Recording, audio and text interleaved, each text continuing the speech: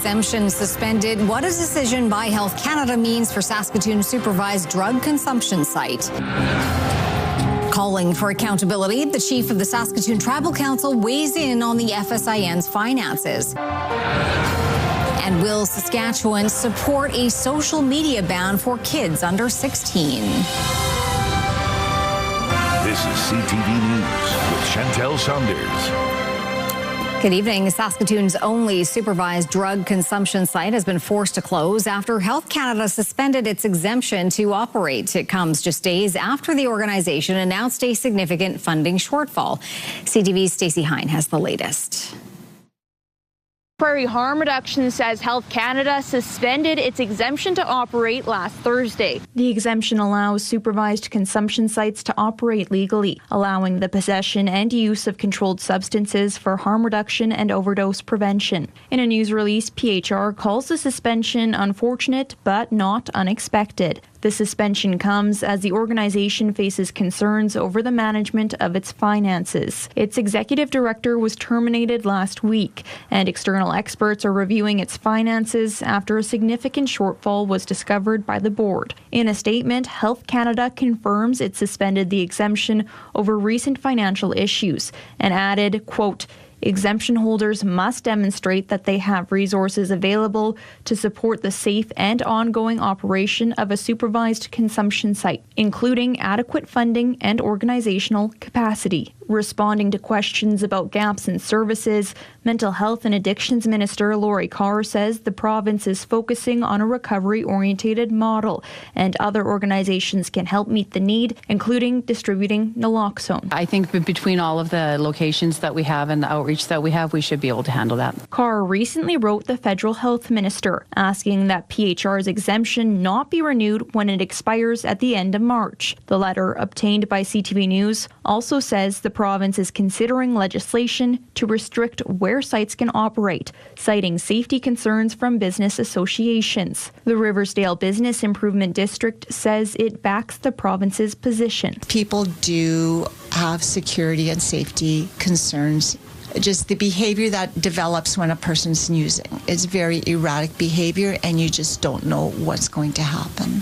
PHR says it's working with Health Canada to reinstate the exemption and that a preliminary financial update is expected in early April. It also says the drop-in centre will remain open. Stacey Hine, CTV News, Saskatoon. The Saskatchewan Health Authority is weighing in after the NDP raised concerns about capacity pressures at Saskatoon hospitals. As Carla Shinkrick tells us, the SHA wants to clear up accusations made about ER closures in the city. What happens when all of the hospitals in Saskatoon are on bypass? Hospitals in Saskatoon became part of the focus at the legislature and the health authority today, with questions about overcapacity on the weekend and specifically on status changes to bypass. Critical care bypass means patients from outside of Saskatoon who need an ICU bed could be moved to other cities for that care. At 6:10 a.m., the status of Saskatoon hospitals was changed from normal to bypass, Mr. Speaker. So what happens when a hospital, let alone hospitals, go on bypass, Mr. Speaker? But the health minister clarified, saying, "At no point over the weekend were all Saskatoon hospitals on bypass or closed to patients, Mr. Speaker. All emergency departments were open to patients, accepting patients, and we're not aware of any patients that were turned away, Mr. Speaker." At the same time, the Saskatchewan Health Authority called a virtual news conference Monday afternoon to say emergency departments at all Saskatoon hospitals continue to accept patients. And it's important the public has access to factual information. At no point this weekend or today were all Saskatoon hospitals on bypass or closed to patients. However, critical care patients from outside Saskatoon would bypass Saskatoon and be taken elsewhere. Bypass is a tool that allows us to manage capacity safely across the province. It does not mean services are closed, and it does not mean patients are denied care.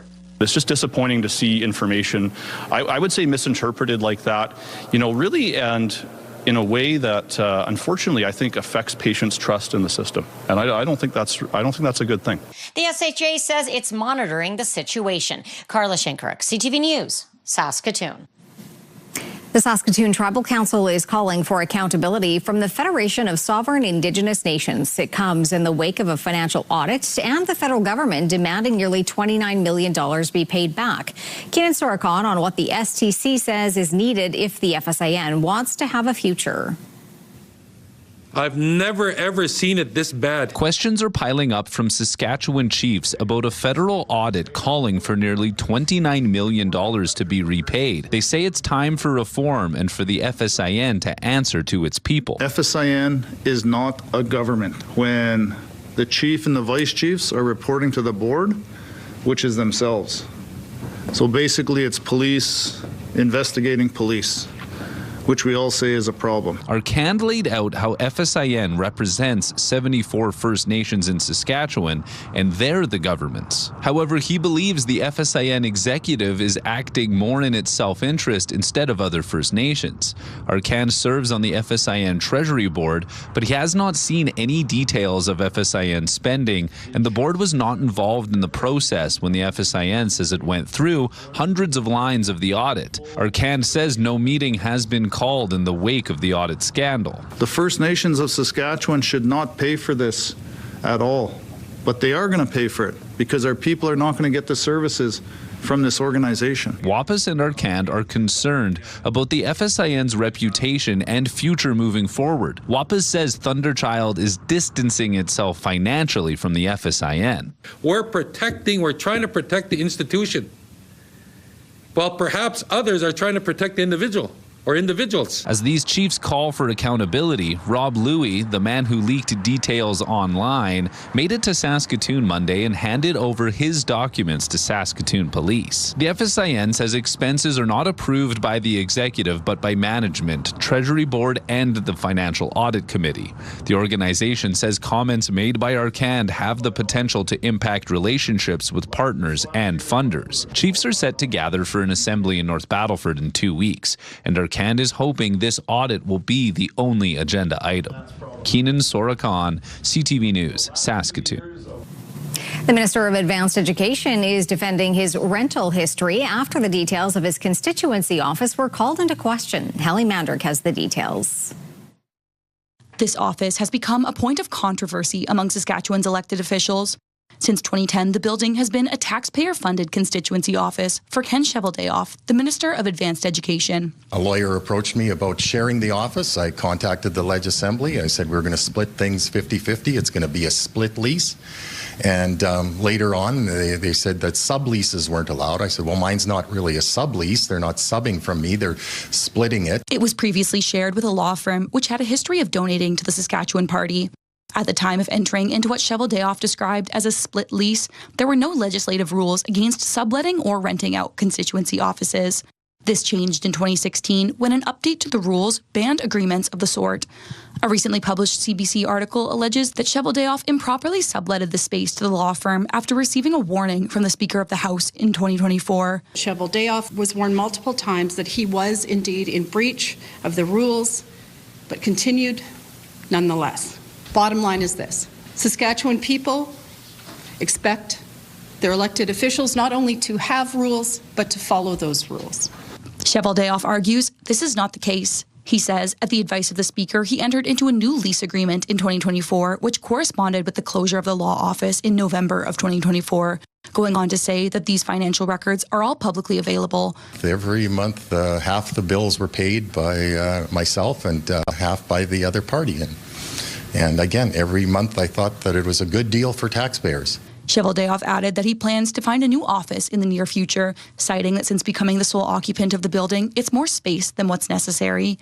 Hallie Mandrick, CTV News, Saskatoon. Saskatoon police say a semi-driver charged with hitting the CPKC rail overpass earlier this month did not hit another overpass that same day.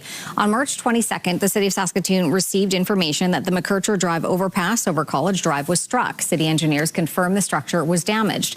That same day, the rail overpass near 108th Street and Circle Drive was hit. The driver of that semi left the scene and was later charged in Martinsville. Police say further investigation has now determined that that that driver did not hit the McCurcher Drive overpass, and at this point, they don't know who did. The traffic unit and hit and run are still investigating. 2 other drivers were charged with hitting 2 other city overpasses in recent weeks. It was slow going earlier today on Circle Drive near the Gordie Howe Bridge. Police responding to multiple crashes in the area in the early afternoon. Traffic restrictions were in place for about an hour. No injuries were reported. There is no word if the weather played a role in the crashes, but it was snowing at the time. Well, Saskatchewan saw another winter wallop with some areas of the province seeing up to 15 centimeters of snow. Here in Saskatoon, we saw about 5 centimeters. Not quite enough for a blizzard unless you like ice cream. The walk-up Dairy Queen on 8th Street is open for the season. There was a fresh layer of snow on the ground when one of our cameras dropped by, but no lineup just yet. The location has been open since 1959 and typically signals spring-like temperatures have or will arrive very soon.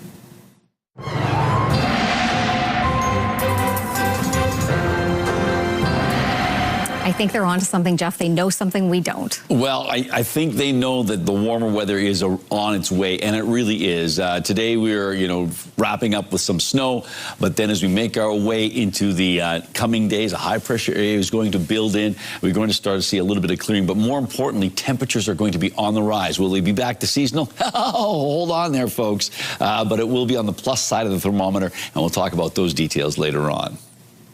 Saskatchewan NDP leader Carla Beck is distancing her party from the newly elected federal leader. Beck says she will not meet with Avi Lewis unless he changes his stance on natural resource development. Wayne Mantika with those details. Saskatchewan NDP leader Carla Beck is voicing disapproval with the policies of her new national leader. Avi Lewis is opposed to new fossil fuel infrastructure. Beck has sent a letter to the new leader saying, "The positions that you have taken when it comes to natural resource development are ideological and unrealistic. They would hurt Saskatchewan workers, communities, and industries." She's not interested in a meeting. I have a calendar right now that doesn't allow a lot of extra outside of all of what we're doing here in Saskatchewan. Beck's concerns about energy policy are shared by Alberta's NDP leader. Lewis welcomes debate within the party.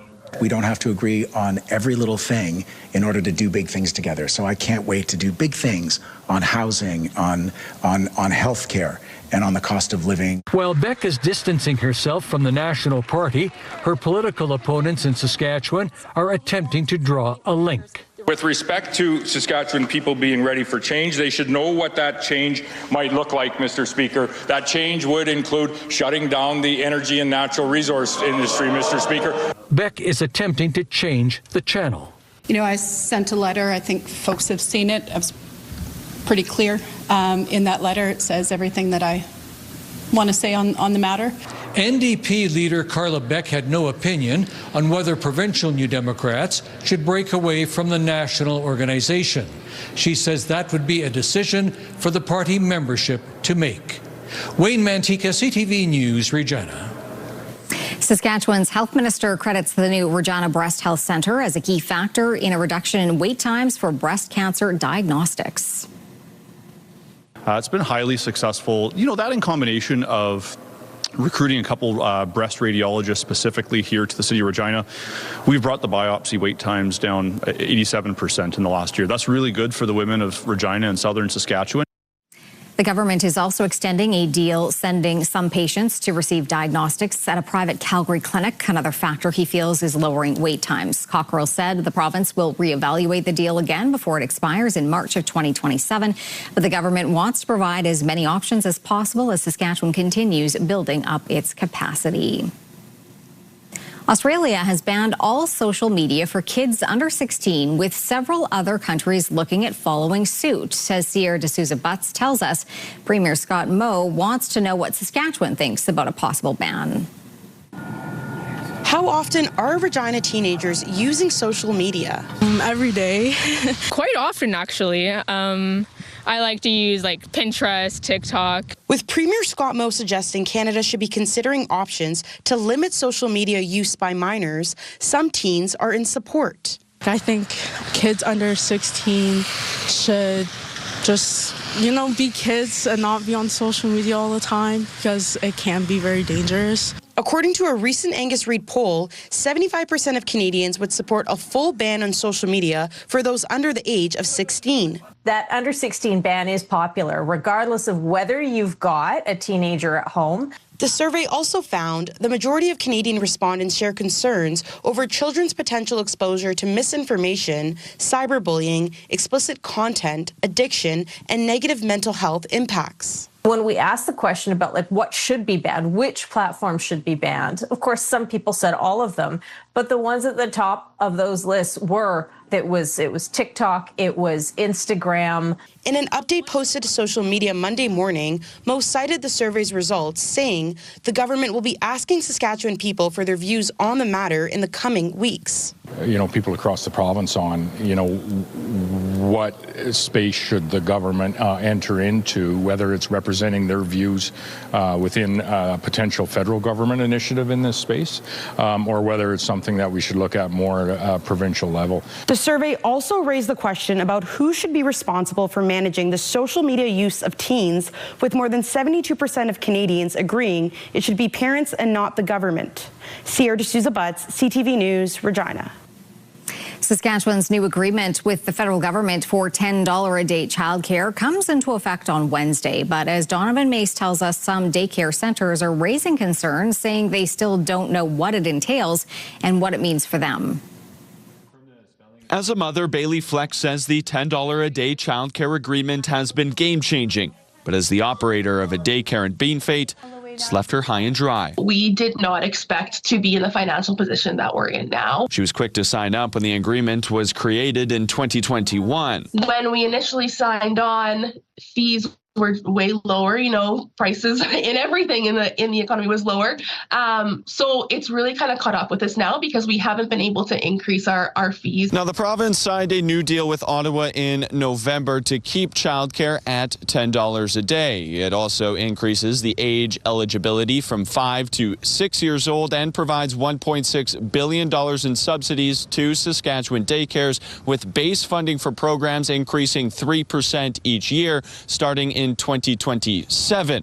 But Fleck says that's not enough for her operation, which has had to dip into reserves and relies heavily on fundraising just to stay open. If we stopped doing our fundraising, I would say that we would have probably about 2, maybe 3 years. We'd really have to cut some corners. CTV News reached out to the province for a response but did not receive one by deadline. Fleck wants providers to be a part of the conversations so her daycare may continue to serve her community. We want to make sure that childcare centres across the province are flourishing and not drowning. We want to make sure that we're playing a vital role in the children's future. Donovan May, CTV News, Regina. Education support workers in Saskatoon stepping up pressure on the province with a rally over the weekend. 2 QP locals held a rally Saturday as contract talks with their employer, Greater Saskatoon Catholic Schools, remain at a standstill. It follows a strong strike vote earlier this month. Members voted nearly 90% in favor of job action in February after declaring an impasse in bargaining.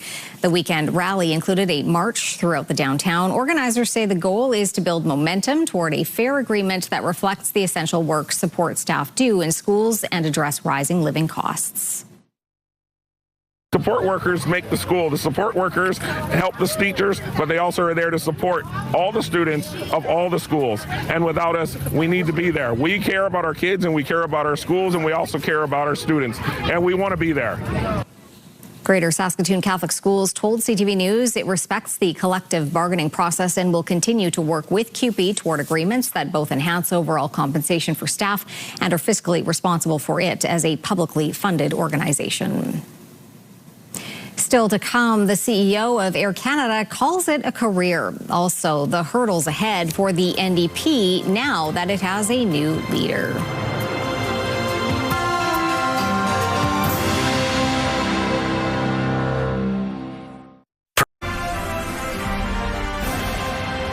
You're watching CTV News Live from downtown Saskatoon. Thanks for staying with us.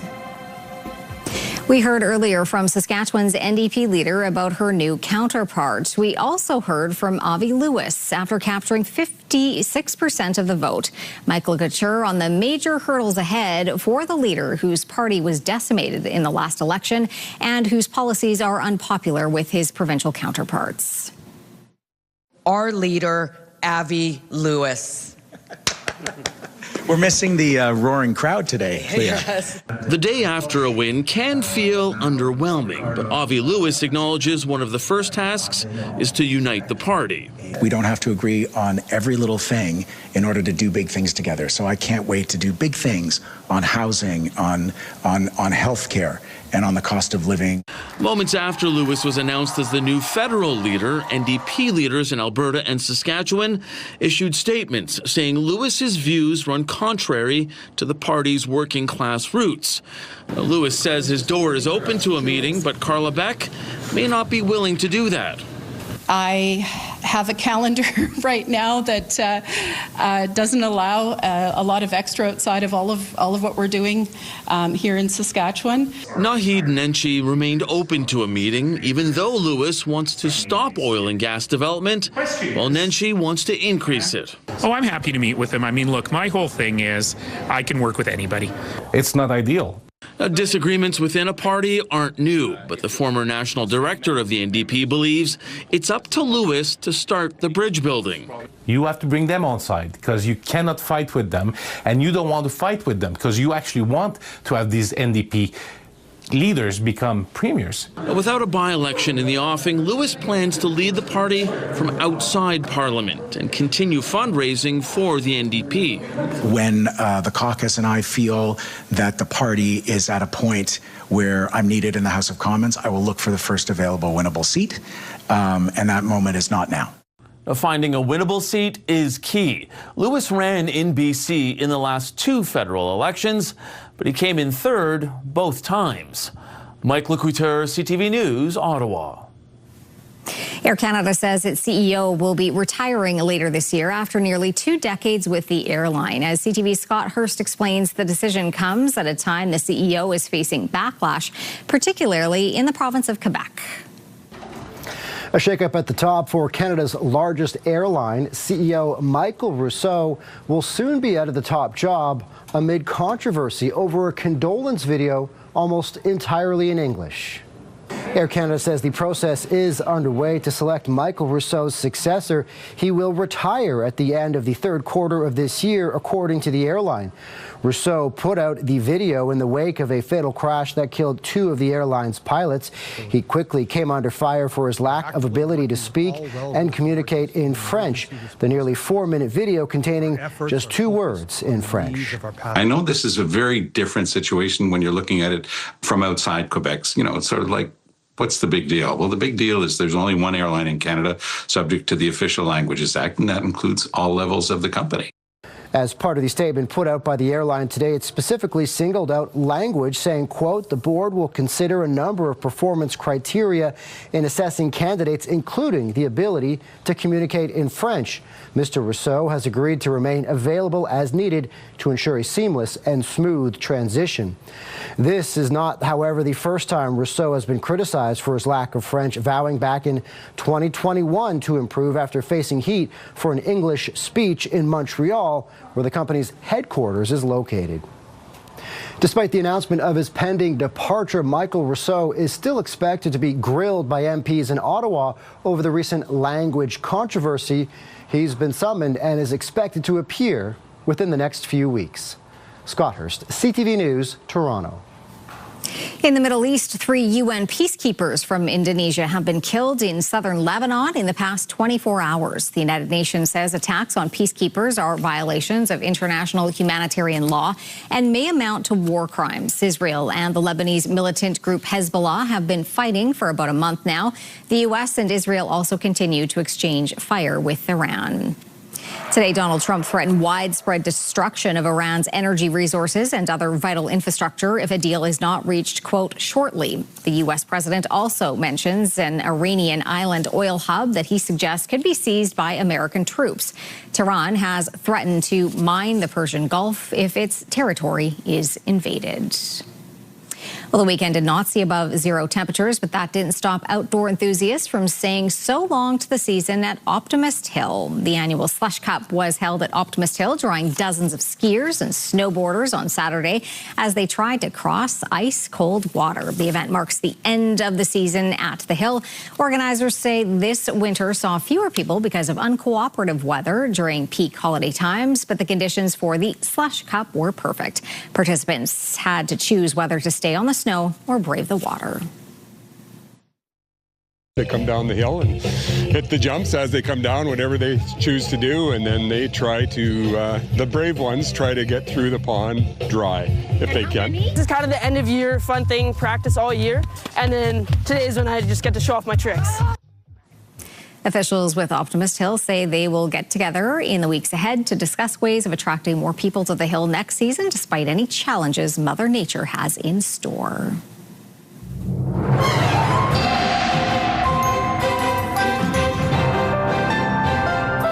Hi, my name is Venus. And my name is Bryden. Welcome to Salem, 1692.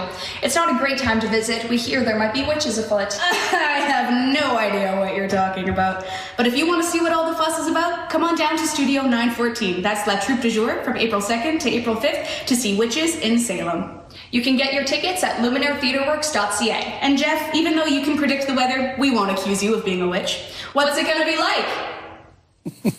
Thank goodness, no trial by combat. That's a good deal. We can tell you that the conditions are going to be not bad, but as we've been mentioning, we do have some colder than seasonal temperatures, and that looks like that will be the case as we head towards Thursday, which is the first public performance of Witches in Salem. Yes, it's 0 degrees with cloudy skies, and once again, the curtain goes up at 7:30 Studio 914. LuminaireTheatreWorks.ca is the place to get more information and your tickets. All right, break a leg with the show. Let's take a look at our numbers. -7 right now in Saskatoon, 2 degrees warmer in both Prince Albert and the Battlefords, and all three communities dealing with some light flurries right now. Not a lot of heavy-duty snow, but it has been snowing throughout much of the area. It just started snowing in Prince Albert. -6 degrees in Saskatoon for a daytime high, so that's 10 degrees colder than the seasonal average of 4 degrees. 17, that was the record warm temperature. That was set back in 2004, so not so long ago, but these temperatures a little farther away. -26 in 1907 and 1969, and the sun is going to go down at 7:37. Coming up, a Saskatoon native receives a special honor, Joni Mitchell, and her Lifetime Achievement Award.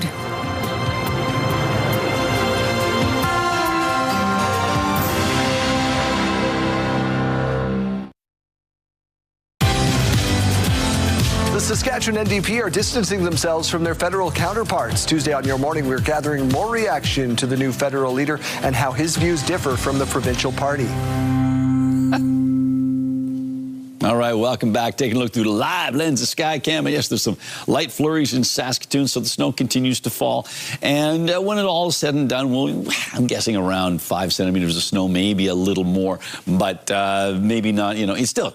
Are you going to have to do some shoveling? Yeah, a little bit. All right, just a quick look at what's going on in Canada's West Coast. Actually, not too bad for the next day or so, but then rain and snow in the alpine areas. That does return on Wednesday. This system is going to keep making its way out through Ontario, in through Quebec, out to Newfoundland, and yes, snow for a whole bunch of Canada thanks to that one storm that's got some wheels. -7 degrees in Saskatoon, -5 in Prince Albert and the Battleford. Snow falling in all three locations. Our hot spot today, that was Coronach at 4 degrees. Key Lake, the cold spot at -31.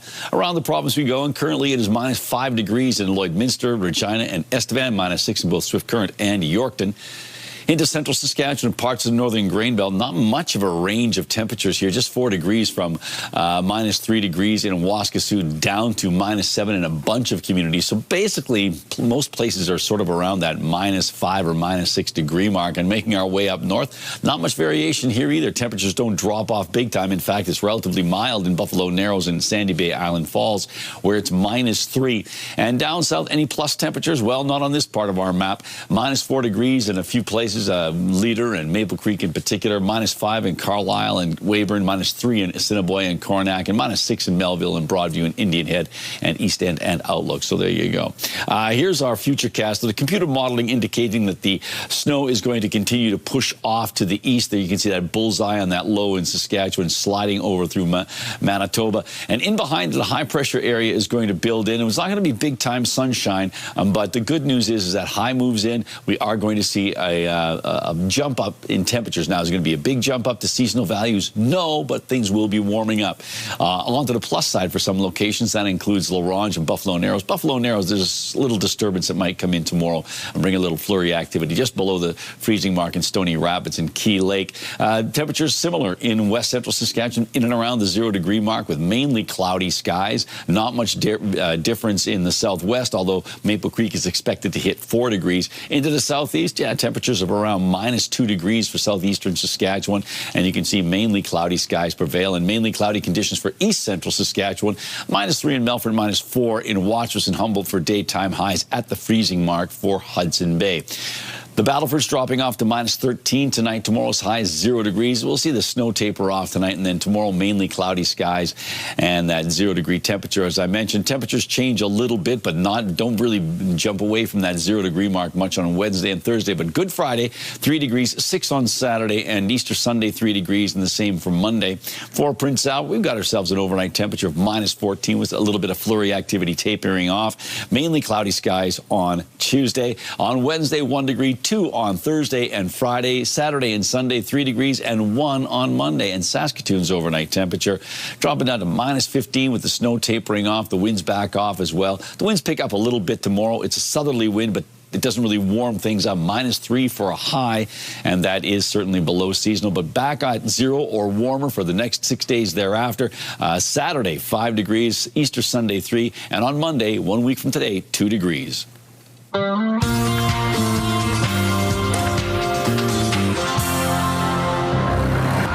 You're the only scientist who might know what this is. I'm just a teacher at Grover Cleveland Middle. Project Hail Mary is back in top spot.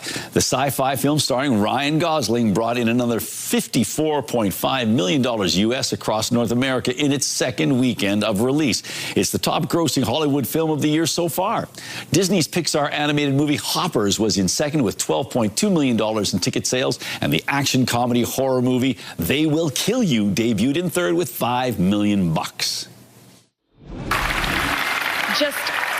Thank you for allowing me to turn my hobby into a love, into a passion, into a dream, into a career. Thank you for allowing me to have it this long.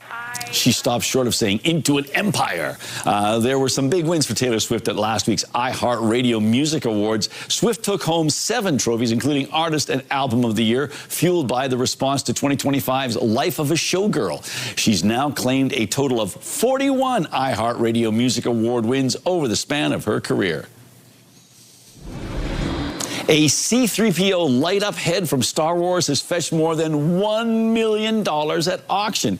It was part of a film and TV memorabilia auction last week. The harpoon gun used by Robert Shaw's character in Jaws was also up for grabs and went for more than $400,000 Canadian. And Wilson, the famous volleyball used by Tom Hanks in the film Castaway, has become one of the most expensive volleyballs of all time, selling for more than $200,000. That was a good movie. Yes, it was. Mm-hmm. That's a lot of money for volleyball. It is. All right, good thing your picks of the day are free. They are free, and we're glad our viewers send them towards us. Let's take a look at this one. I love this one. This was from Trevor. Hi, Jeff. On a day trip on Highway 11, I noticed this beaver lodge has a satellite dish in it. Even the wildlife enjoys CTV. Have a great day. All right. Thank you, Trevor. Yes, indeed. Hope they're getting a good signal there. This next one comes to us from Jean. Jean writes, beautiful sunrise at the Humboldt Golf Course. And that is a lovely shot there. And finally, from Lauren Dick, this is an autographed picture from Gary Peters, lit up by a hockey hologram. Gary is one of my sister's neighbors in her senior center. Took this while I was watching a recent Oilers Avalanche game. So a nice shot there, Gary.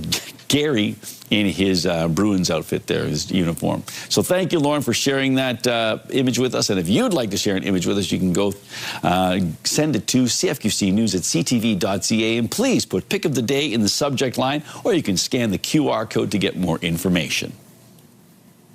Still to come on CTV News, the best in Canadian musical talent recognized. We show you the highlights from last night's Juno Awards.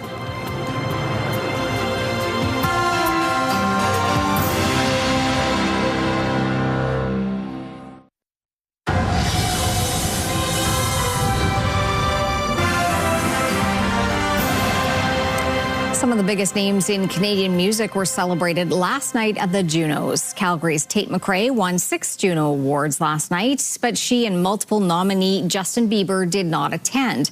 That didn't take away from the shine from the 55th annual celebration honoring one of Saskatoon's own, Joni Mitchell. CTV's Andrea Case has the highlights.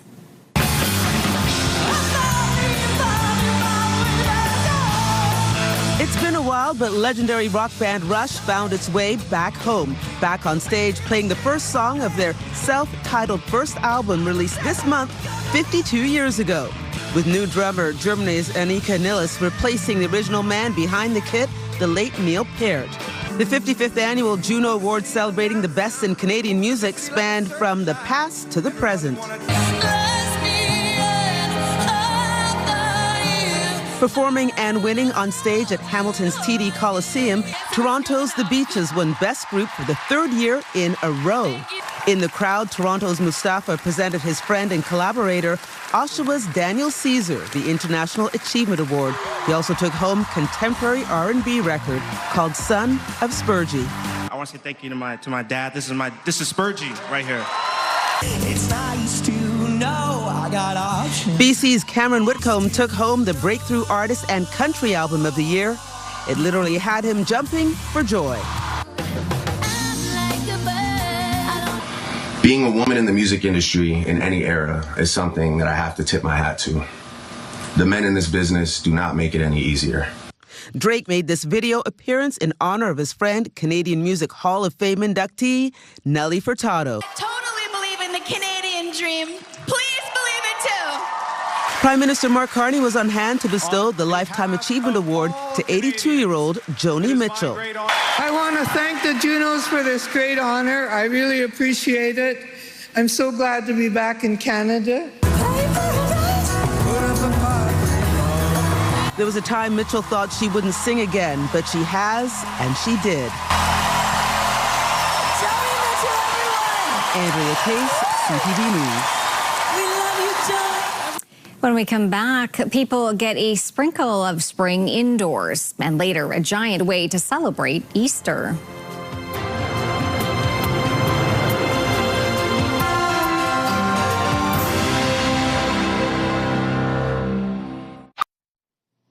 All right, welcome back. It is time for the rural forecast and a quick look at our numbers tomorrow. North and south of the Yellowhead, temperatures are going to be, around the freezing mark or maybe a little cooler. -4 in Watrous, -3 in Melfort. But at 0 degrees for Hudson Bay, -4 for Wynyard.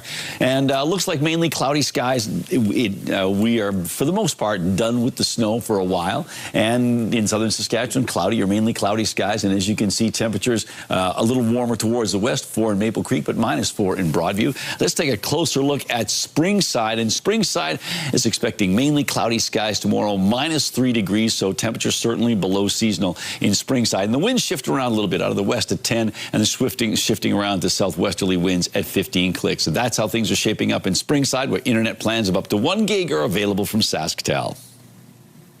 The Saskatoon Blades return home after splitting the opening games of their Eastern Conference playoff series with the Edmonton Oil Kings. The 6th-ranked Blades stunned the Oil Kings on Friday night with a 3-2 win.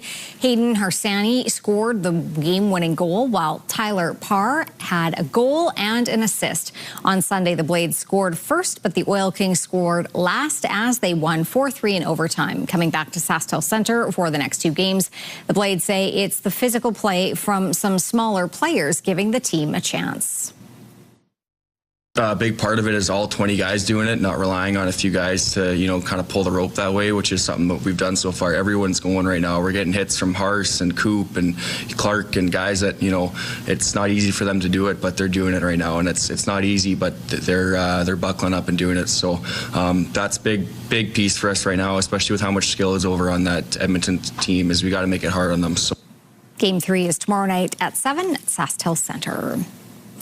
The federal government is temporarily lifting the ban on strychnine in Saskatchewan and Alberta to combat the increase of gophers damaging crops. Last week, the two prairie provinces submitted a joint emergency use request to Health Canada, stating a gopher infestation was creating millions of dollars in damage. Under the Pest Control Products Act, Ottawa is authorizing Saskatchewan and Alberta to register strychnine for use until November of 2027.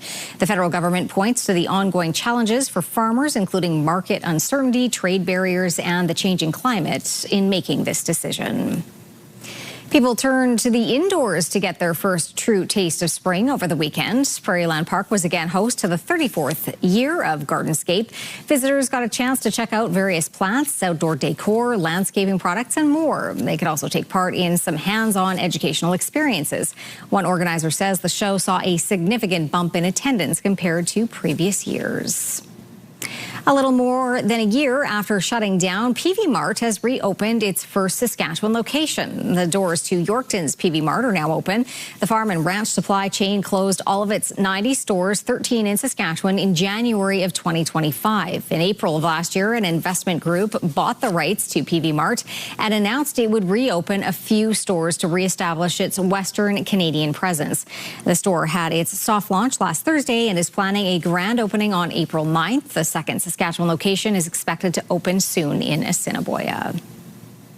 U.S. crude oil settled above $100 a barrel for the first time since 2022 as the ongoing conflict in Iran enters its fifth week. Lindsay Biscaya has more. The price of oil continues to climb as, on the flip side, uncertainty drags down the markets. West Texas Intermediate futures rose more than 3% today, the highest since July 2022, and Brent trading even higher. The latest rise in prices comes as Donald Trump is once again threatening attacks on Iran's energy infrastructure. Traders are warning an even bigger energy increase could be on the rise if the conflict does not end soon. And here are the closing numbers for the day. The Canadian dollar is down to $71.80. West Texas Intermediate is up over $104 a barrel. Western Canadian Select is up to $81.36. And the TSX dropped more than 25 points to finish the day. Those are your business headlines. I'm Lindsay Biscaya. Coming up, the community comes together to help those with rare conditions. Then celebrating Easter in a big way.